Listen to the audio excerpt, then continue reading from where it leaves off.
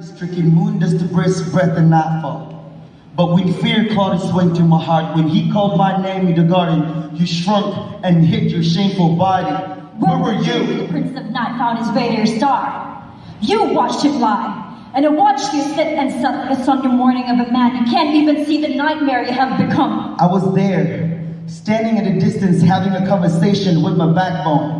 I tried to stop you, but you let the evil reptile with eyes slow dancing with deceit and tongue swift as breeze.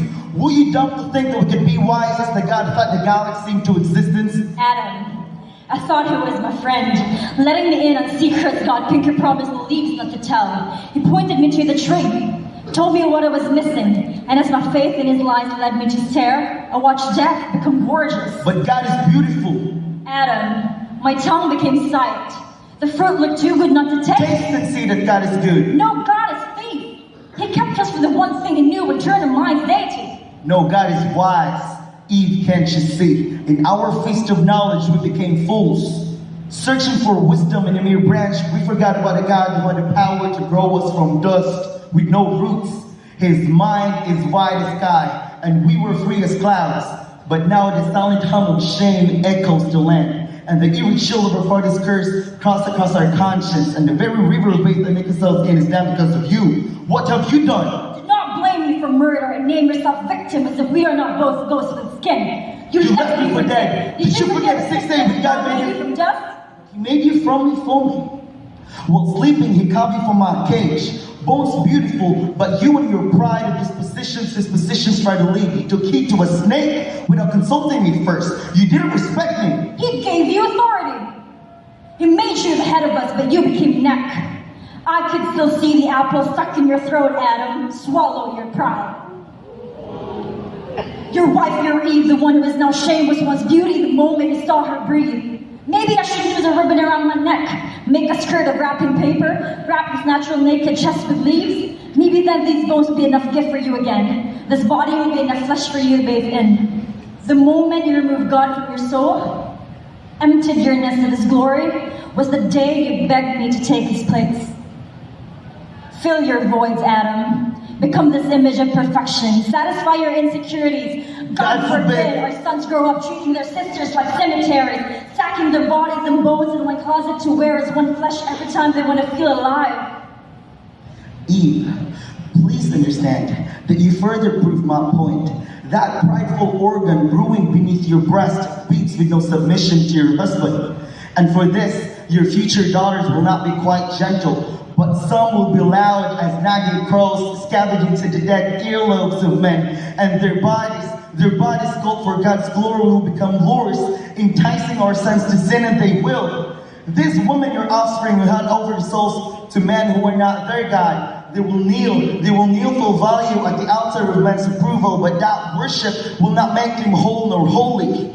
Do you see what you've done? You made this about you by blaming me. We are both sin, wrapped in flesh, both broken creations, stained glass windows with no shine, no sun, no light. We are both dark, imperfect, lost. We are fallen.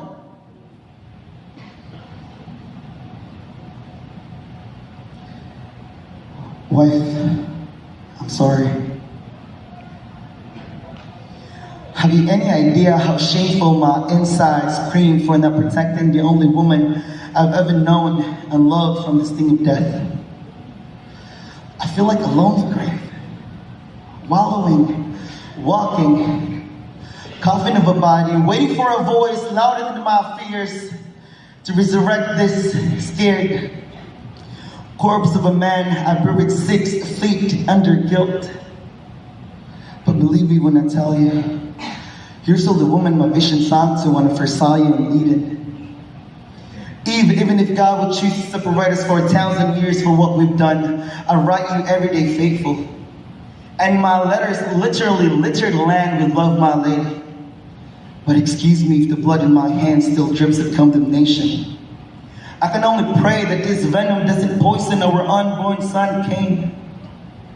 There's nothing but murder in my genes, and I would die if he follows his father's footsteps. Husband, forgive me in my heart and the limbs that let them away from the safety of your palms. The parachute folded beneath the bloodstream I left in vain. I promise I would never try to fly without you again. Your word is wind, and I would be fooled to disrespect the tornado I was created to love. You mentioned our son Cain, but remember our God. He spoke of the devil, and he cursed serpent. And he spoke of my womb, and from it a seed will come. The devil will strike his heel, but our seed will crush his head. Yes, we are dying, but one day we may rise from the dead. We are not hopeless. Mercy is beside setting the sinners, and the source is our God. He will rescue us out of the sea of sin. Like cats beneath the drowning soul, like a rainbow before the lightning bolt speaks. He reigns when the clouds break their shell. Our God will appear and show us his yoke is easy. A life too mighty for anything, pitch black to trap our backs back behind the cage we crave. The way of escape is near. If we wait with hope, nailed to our faith, the truth, cross-stitched to our burning bodies, the life, stretching like the arms of the horizon, rising for all to see. The sun still lives. Eve, forgive me. Adam, forgive me. God, we tried to be your own God. Please forgive us.